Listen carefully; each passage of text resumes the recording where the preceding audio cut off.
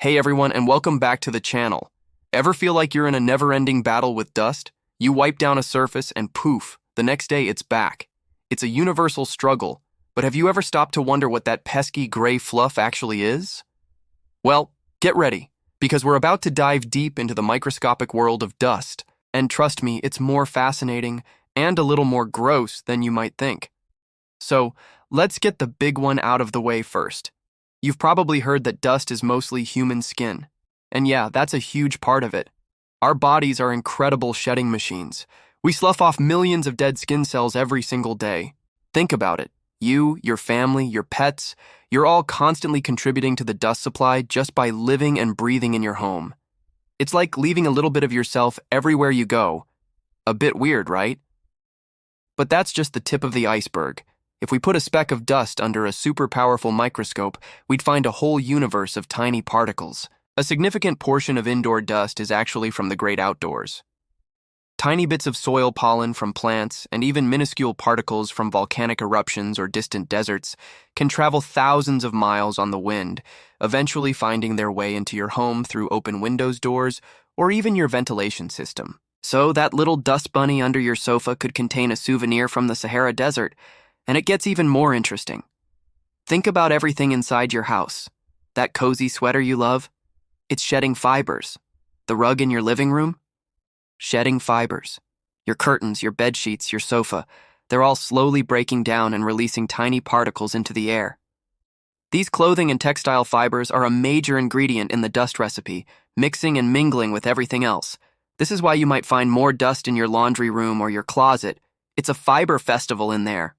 Now, let's talk about the inhabitants. And I'm not talking about your family. I'm talking about dust mites. These microscopic, eight-legged creatures are relatives of spiders and ticks, and they absolutely thrive in our homes. What's on their menu? Your dead skin cells. So, in a way, they're nature's little cleanup crew. While the mites themselves are generally harmless, their waste products are a major trigger for allergies and asthma in many people. So when you're dusting, you're not just cleaning, you're evicting a whole civilization of tiny critters and their leftovers. But wait, there's more. Dust also contains a surprising amount of cosmic material. That's right, space dust. Every day, Earth is showered with tons of micrometeorites, tiny particles from asteroids and comets that burn up in our atmosphere and settle down all over the planet, including on your windowsill. So, when you're dusting, you might literally be wiping away stardust. How cool is that? Your home is a collector of intergalactic souvenirs, and we can't forget the man-made contributions. Think about pollution from cars, factories, and even cooking. Tiny particles of soot and other pollutants from burning fuel can drift indoors and become part of the household dust.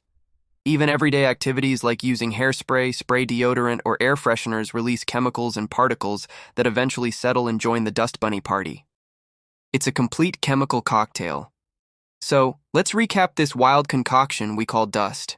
It's a mix of your dead skin, your pet's dander, fibers from your clothes and furniture, soil and pollen from outside, the waste from microscopic dust mites, stardust from outer space, and pollutants from our modern world.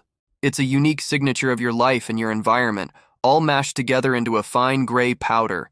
Knowing all this, that relentless battle against dust starts to make more sense, doesn't it? It's not just a sign of a messy house, it's a natural process of life itself. Regular cleaning, using a good vacuum with a HEPA filter, and dusting with a damp cloth can make a huge difference, especially for those with allergies. These methods trap the dust instead of just sending it back into the air to settle somewhere else.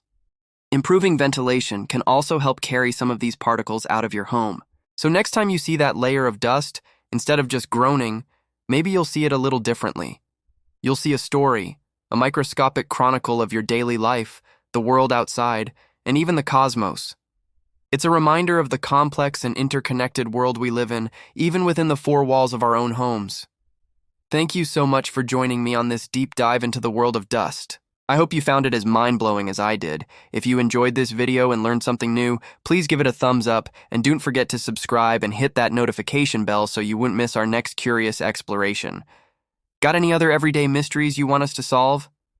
Let me know in the comments below. Stay curious, and I'll see you in the next video.